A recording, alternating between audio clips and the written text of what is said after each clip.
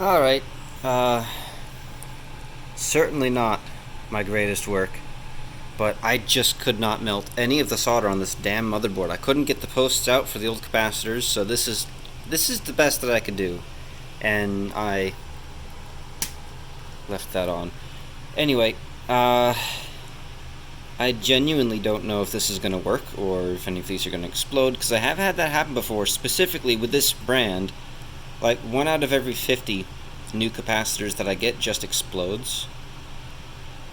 That's what I get for paying 25 cents per capacitor. But I also had to replace the chipset heatsink. Here's the old one.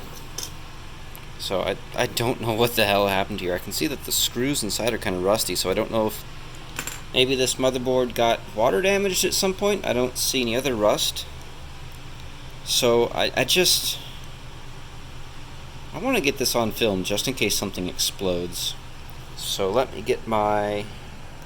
Where's my power switch? There's my power switch. Hold on. Gotta set this down. Okay.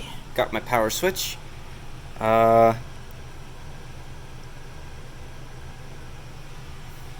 guys watch. Let me know if anything explodes.